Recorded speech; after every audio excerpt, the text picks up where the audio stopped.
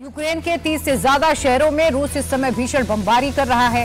राजधानी कीव या फिर खेरसोन, सूमी या फिर खार्किव, पुतिन के बम कहर मचा रही हैं।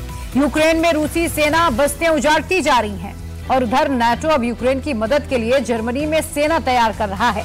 पुतिन के खिलाफ नाटो नए हथियार भेजने की तैयारी में है। इस खबर को सुनकर पुतिन बेहद गुस्से में है। अब सवाल यह है कि क्या यूक्रेन का काम तमाम करने के बाद अब पुतिन की मिसाइलों का रुख यूरोप की तरफ घूमने वाला है? क्या पुतिन की हिट लिस्ट में अगला नंबर जर्मनी का है? पुतिन का नेक्स्ट प्लान ऑफ एक्शन क्या होगा, समझिए इस रिपोर्ट के जरिए।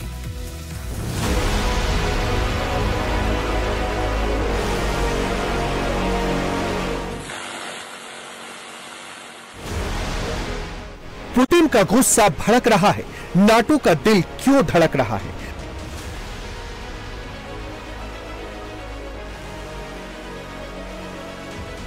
पुतिन का हमला भयंकर है। क्या यूक्रेन के बाद जर्मनी का नंबर है?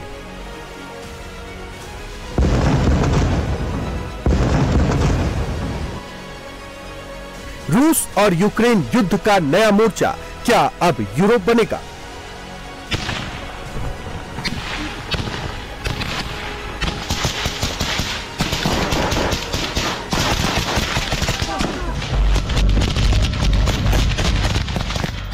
ये रूस यूक्रेन युद्ध की सबसे नई तस्वीर है। उत्तर पूर्वी यूक्रेन के खार्किव से आई ये तस्वीरें बता रही है कि पुतिन ने ज़ेलेंस्की के देश में किस कदर तबाही मचाई। हर तरफ गोलियों की आवाज गूंज रही है। रूसी सैनिक अंदर मोर्चा लिए हुए हैं तो बाहर यूक्रेन की एसएसओ रेजिमेंट अपने देश की रक्षा के लिए जिंदगी और मौत की जंग लड़ रही है। दोनों तरफ से भयंकर फायरिंग चल रही है।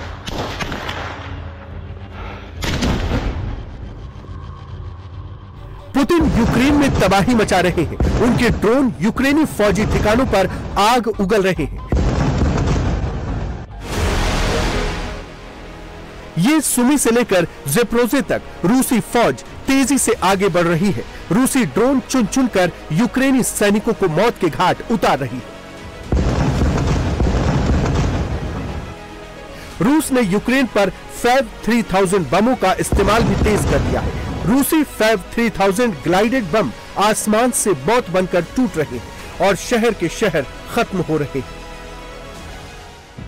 दिन हो चाहे रात, यूक्रेन को पुतिन कोई रियायत देने के मूड में नहीं है। ये सुमी की तस्वीरें हैं जहां एनबीसी प्रोटेक्शन ब्रिगेड ने यूक्रेनी किलेबंदी को ध्वस्त करके इस पूरे इलाके में बफर जोन बना दिया है।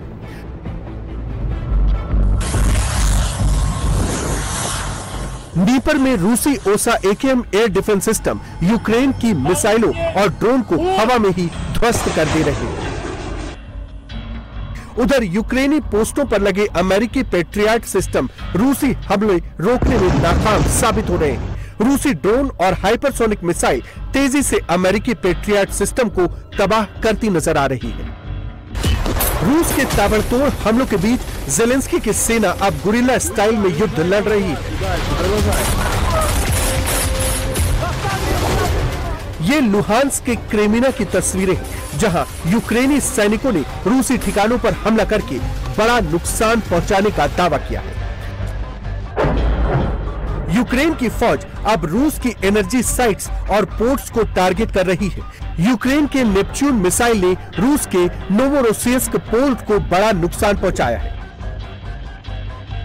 लेकिन जिस पैमाने में पुतिन ने यूक्रेन में तबाही मचाई है, उसे देखकर लगता है कि इसी दिसंबर में वो इस युद्ध को अंजाम तक पहुंचाना चाहते हैं। ये खेरसोन का मंजर है। रूसी बमबारी के बाद यहाँ इस कदर तबाही मची कि पूरा शहर कब्रिस्तान जैसा नजर आने लगा।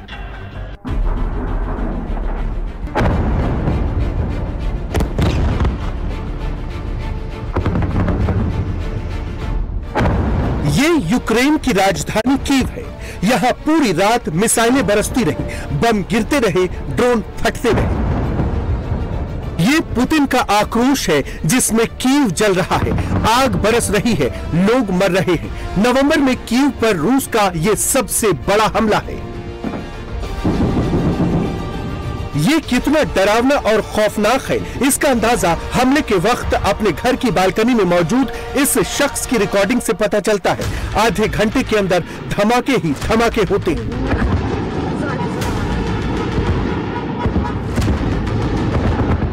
कीव पर मिडनाइट अटैक में रूस ने 18 मिसाइलों से हमला किया।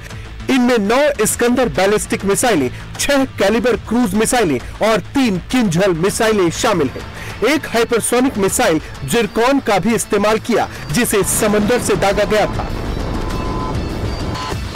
कीव में जर्मनी और अमेरिका से मिले पेट्रियट एयर डिफेंस सिस्टम को चकमा देने के लिए रूस ने इस बार बहुत कम ऊंचाई पर ड्रोन फायर किए। ड्रोन की बौछार की गई। एक साथ 430 ड्रोन दागे गए। रूसी हमले में कीव में 6 लोगों की मौत हो गई, 30 से ज्यादा लोग घायल हो गए। रूसी हमले में दर्जन भर से ज्यादा इमारतें तबाह हो गई। इस अपार्टमेंट को देखिए, सोचिए इसे खरीदने में कितना पैसा खर्च हुआ होगा। ये आलीशान अपार्टमेंट भी रूसी हमले में तबाह हो गया। इस अपार्टमेंट के 4थे फ्लोर से 8वें फ्लोर तक सब कुछ बर्बाद हो गया। रूसी मिसाइल जब इस अपार्टमेंट से टकराई तो क्या हुआ, वो इन तस्वीरों को देखकर अंदाजा लगाया जा सकता है। फ्लैट में कोई सामान नहीं बचा, चारों तरफ मलबा ही मलबा है। मारिया भी उसी बिल्डिंग में रहती है जहां रूसी मिसाइलें टकराई। उनके बालों में आग लग गई। उनके पड़ोसियों की मौत हो गई। एक लड़की अपनी 80 साल की बूढ़ी मां से मिलने आई थी, वो भी इस हमले में मारी गई। वो खुशकिस्मत रही कि बच गई। मुझे कुछ सुनाई नहीं दिया, बस एहसास हुआ कि मेरे बालों में आग लग गई है। मैं ऐसे ही आग बुझाने लगी। फिर मुझे एहसास हुआ कि मैं तो कुछ भी देख ही नहीं पा रही हूँ। मैंने अपनी टॉर्च जलाई। मैंने देखा कि मेरा कुत्ता डर के मारे थोड़ा दूर कूद गया था। मैंने जब पलट कर देखा तो कोई दीवार नहीं थी, बस एक पड़ोसी का अपार्टमेंट था। पड़ोसी चीख रहा था, कोई दरवाजा नहीं था और आग की लपटें सामने से दरवाजे से अपार्टमेंट में घुस रही थी। मैंने अपने कुत्ते मीरा को पकड़ा और गेट से नीचे आई। कीव प्रांत के 9 जिलों में एक साथ रूस ने हमला किया। मेन टारगेट यूक्रेन की एनर्जी कंपनियां और गैस प्लांट थे। इसके अलावा नाटो के हथियार जमा करने वाली मिलिट्री डिपो और यूक्रेन आर्मी के लिए हथियार बनाने वाली फैक्ट्रियां थी। हालांकि हमले में कई रिहायशी बिल्डिंग और स्कूल भी आ गए। मेरे घर के बगल वाले 2 फ्लैट में 3 लोग मारे गए। मेरे पड़ोसी और उनके पिता छत गिरने से मारे गए। बगल वाले अपार्टमेंट में एक बुजुर्ग महिला रहती थी। उनकी उम्र 80 साल से ज्यादा थी। उनकी बेटी उनसे मिलने आई थी। दीवारों के मलबे से उनका शव बरामद हुआ है। यूक्रेन जिस तरह से रूस की तेल कंपनियों और रिफाइनरी पर लगातार हमले कर रहा है, पुतिन अब उसका बदला कीव से ले रहे हैं। 1360 दिन की लड़ाई में ऐसा पहली बार हुआ है जब पुतिन ने जिरकॉन जैसी घातक मिसाइल का इस्तेमाल करने की छूट दे दी। रूस की जिरकॉन मिसाइल मैक 9 यानी करीब 11,000 किलोमीटर प्रति घंटे की रफ्तार से प्रहार करती है। ये 1,000 किलोमीटर तक मार कर सकती है। Zircon scrum jet power missile है जो हाइपरसोनिक गति से उड़ान भरने पर भी रास्ता बदलने की क्षमता रखती है। जब तक इसे रडार पकड़ पाते हैं, ये टारगेट पर पहुंच जाती है। इसमें लगा 400 किलोग्राम का वॉरहेड जहां गिरता है, वहां ऐसी ही तबाही मचती है। ये रात जेलेंस्की कभी नहीं भूलेंगे जब पुतिन ने उनकी राजधानी को चारों तरफ से घेर कर आग बरसाई। ये यूक्रेन की पोर्ट सिटी ओडेसा है। अक्टूबर तक यहाँ कभी कभार ही हमले होते थे। अब हर हफ्ते यहाँ रूसी बमबारी हो रही है। बीती रात यहाँ रूस ने एक बार फिर FAB-300 और FAB-500 बमों से हमला किया, जिनकी चपेट में आने से दर्जनों कारें और मकान बर्बाद हो गए। ओडेसा में रूसी हमलों में 10 से ज्यादा लोग घायल हैं। सर्दियों में जिनके मकान बर्बाद हो गए हैं, उनके सामने अब ठंड मौत बनकर खड़ी है। सेंट्रल और साउथ यूक्रेन में जहां रूसी सेनाएं मिसाइलों और ग्लाइडर बमों से अटैक कर रही हैं, वहीं पूर्वी यूक्रेन में जहां रूसी फौजें कब्जा करने में जुटी हैं, वहां तोपखाने से भारी गोलीबारी चल रही है। सुमी और नेप्रोपेट्रोवस्क प्रांत में रूस का वोस्टोक बैटल ग्रुप अब बहुत तगड़े हमले कर रहा है। यूक्रेन की ड्रोन ब्रिगेड के कमांड सेंटर तोपखाने से उड़ाए जा रहे हैं। यूक्रेन की इन्फेंट्री डिवीजन जहां जहां मौजूद है, वहां चुन चुन कर बमबारी की जा रही है। रूस ने 24 घंटे में खेरसॉ प्रांत में 34 बस्तियों पर हमले किए हैं, जिसमें वहां एडमिनिस्ट्रेटिव दफ्तर भी तहस नहस हो गया है।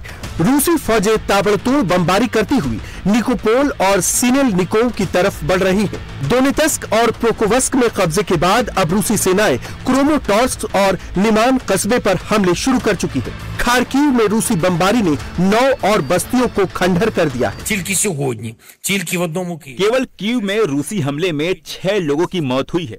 मेरी संवेदनाएं इस परिवार में मारे गए लोगों के परिजनों के साथ हैं। 30 से ज्यादा लोग घायल हैं, जिनमें बच्चे भी हैं। इसके अलावा भी हमारे दूसरे शहरों और गांवों में हमले हुए हैं। यूक्रेन को वो सब कुछ करना होगा जिससे कि रूस के हमलों का जवाब दिया जा सके।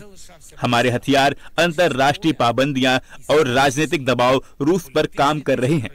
उनका और ज्यादा असर होगा। पुतिन ने अब यूक्रेन के एक और शहर मिर्नोग्राद को घेरने का आदेश दिया है। रूसी फौजें मिर्नोग्राद की तरफ बढ़नी शुरू हो गई है। पैदल ही रूसी सेनाओं का एक दस्ता बढ़ चुका है। यहाँ रूसी फाइटर पायलटों ने पहले ही भीषण बमबारी करके यूक्रेनी फौज को खदेड़ दिया है। रूसी बमबारी के बाद मिर्नोग्राद का बड़ा इलाका सुनसान दिख रहा है। यहाँ की खामोशी तभी टूटती है जब रूसी फाइटर जेट बमबारी करते हैं। मिर्नोग्राद के कुछ हिस्सों में अब भी भीषण लड़ाई चल रही है। यहाँ हमले के बाद जर्जर पड़ी एक इमारत में जैसे ही रूसी झंडा फहराकर पुतिन की फौज गई, वहां यूक्रेन ने भीषण हमला कर दिया। आगे पुतिन का इरादा और विध्वंस का है। ये तबाही सिर्फ यूक्रेन तक नहीं होगी, इसका खामियाजा नाटो देशों को भी भुगतना पड़ेगा। इसका ट्रेलर पुतिन ने फिर दिखाया है। पुतिन ने साइलो से अपनी एक और परमाणु मिसाइल निकाली है। इसे मोर्चे पर तैनाती के लिए रवाना कर दिया गया है। रूस ने इस मिसाइल का नाम तो नहीं बताया, लेकिन संकेत जो दिया है उससे एक्सपर्ट ये अनुमान लगा रहे हैं कि ये ऑरिश्निक मिसाइल है जो परमाणु वॉरहेड से लैस है। माना जा रहा है कि पुतिन ने इसे बेलारूस भेजा है। ऑरिश्निक मिसाइल मैक 10 की रफ्तार से चलती है। यूरोप की किसी भी डिफेंस सिस्टम को चकमा दे सकती है। ये 1000 से 5500 किलोमीटर तक परमाणु तबाही ला सकती है। इसमें 6 से 8 परमाणु वॉरहेड एक साथ भेजे जा सकते हैं। 2024 में रूस ने यूक्रेन के निप्रो शहर पर इसे दागा था। हालांकि तब इसमें परंपरागत वॉरहेड लगा था। इसे फिर मोबाइल लॉन्चर से दागा जा सकता है। ऑरिश्निक मिसाइल की जद में नाटो के सभी यूरोपीय देश आते हैं। पुतिन जहां चाहेंगे वहां ऑरिश्निक मिसाइल से हमला कर सकते हैं। पुतिन का गुस्सा एक बार फिर क्यों नाटो पर भड़का है? इसकी 2 वजह हैं। नाटो में रूस का सबसे बड़ा विरोधी जर्मनी अपनी सेना का तेजी से विस्तार कर रहा है। अब जर्मनी में जो भी 18 साल का नौजवान है उसे मिलिट्री ट्रेनिंग लेनी पड़ेगी। अगर नौजवान खुद से आगे नहीं आते तो लॉटरी सिस्टम लागू किया जाएगा। 18 साल पूरा कर चुके जिस भी जर्मन नौजवान का नाम लॉटरी में निकलेगा उसे सेना में जाना होगा।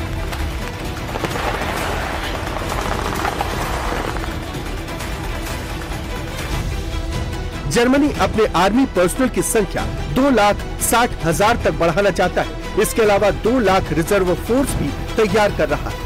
दूसरी बात जिससे पुतिन सबसे ज्यादा भड़के हुए हैं वो जर्मन चांसलर मर्ज का बयान है, जिसमें उन्होंने कहा था कि 18 साल तक के जो भी यूक्रेनी है उन्हें जर्मनी से वापस कीव भेजा जाएगा। जेलेंस्की से भी जर्मन चांसलर ने कहा है कि वो यूक्रेन में आर्मी की भर्ती की उम्र 25 साल से घटाकर 18 साल कर देगी। इस समय यूक्रेन से आने वाले लोगों में एक बड़ा हिस्सा 18 से 24 साल के युवाओं का है। यूक्रेन में सैन्य सेवा के लिए न्यूनतम उम्र 25 साल है। मैंने जेलेंस्की से ये सुनिश्चित करने के लिए कहा है कि ये नौजवान देश में ही रहें। उनकी जरूरत जर्मनी में नहीं बल्कि यूक्रेन में है। उन्हें ऐसे सभी लोगों की जरूरत है जो यूक्रेन में सैन्य सेवा देने में मदद कर सके। इसलिए मैंने राष्ट्रपति जेलेंस्की से इन दोनों मुद्दों पर फिर से बात की है। नाटो ने जेलेंस्की के सामने लाइन खींच दी है, या तो युद्ध उनके हिसाब से करो या फिर नाटो को जो करना है वो करेगा। नाटो की धमकी के बाद जेलेंस्की ने आनन फानन में ब्लैक सी के पास स्थित रूस की पोर्ट सिटी नोवोरोसिस्क पर बड़ा हमला कर दिया। यूक्रेनी अटैक के बाद यहां परमाणु हमले जैसे शोले उठने लगे।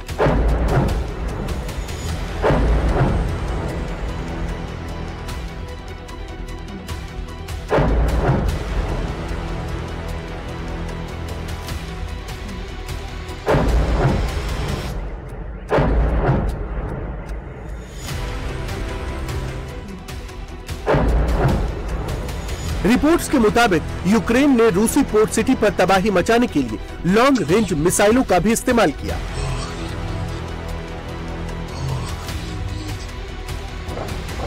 यूक्रेन का पलटवार कितना बड़ा था, इसका अंदाजा इन तस्वीरों से लगा सकते हैं। रूसी शहर के ऊपर स्वार्म ड्रोन की बाढ़ आई हुई है। धमाकों का शोर दूर दूर तक सुनाई दे रहा है। रूसी शहर पर यूक्रेन इतना बड़ा ड्रोन अटैक नाटो की मदद के बिना नहीं कर सकता।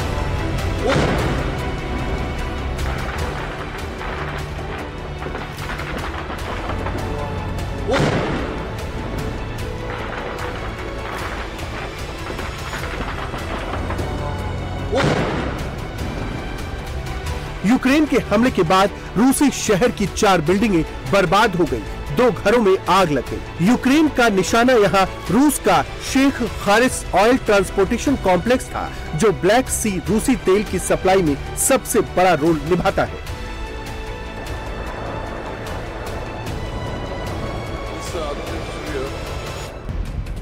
ज़ेलेंस्की ने रूसी कब्जे वाले क्रीमिया और ज़ेपोरिज़िया में फ्लेमिंगो क्रूज मिसाइल से हमले किए। यूक्रेन ने एक drone facility centre, helicopter parking और रूस के एयर डिफेंस सिस्टम को तबाह कर दिया। यूक्रेन की फ्लेमिंगो मिसाइल 3000 किलोमीटर की रफ्तार से हमला करती है। ये 900 किलोमीटर तक टारगेट को तबाह कर सकती है। इसमें 1150 किलो वॉरहेड ले जाने की क्षमता है। ये तस्वीरें ज़ेपोरिज़िया की हैं, जहां यूक्रेनी एयरफोर्स ने GBU-62 बम गिराकर एक ब्रिज को तबाह कर दिया। यूक्रेनी फाइटर जेट्स रूसी कब्जे वाले इलाकों में अचानक घुसे और बमबारी करने के बाद बचकर निकल गए। यूक्रेनी हमलों से तमतमाए रूस ने दो टूक कह दिया कि नाटो हो या ज़ेलेंस्की, सबको इसकी बहुत भारी कीमत चुकानी पड़ेगी। कीव प्रशासन यूरोप में बसे यूक्रेनी नौजवानों को वापस लेने का जुगाड़ लगा रहा है। कीव की सरकार लोगों की भावनाओं के साथ खेल रही है, उन्हें वॉर फ्रंट पर झोंकने के लिए ऐसा साजिशन कर रही है। इसकी बहुत भारी कीमत चुकानी पड़ेगी। हालांकि ज़ेलेंस्की पर नाटो लगातार दबाव बना रहा है। कीमत कुछ भी हो, उन्हें युद्ध से पीछे नहीं हटना है। EU के लीडर प्रॉक्सी वॉर के जरिए पुतिन को हराने का ख्वाब अब भी देख रहे हैं। इसके लिए वो हर एक यूक्रेनी जवान को रूसी तोपों के सामने भेजने की तैयारी में। Supporting Ukraine is a bargain compared to the cost of Russia's victory.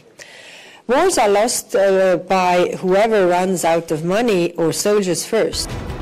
जाहिर है लड़ाई अभी खत्म नहीं होने वाली, आगे और विध्वंसक होने वाली है।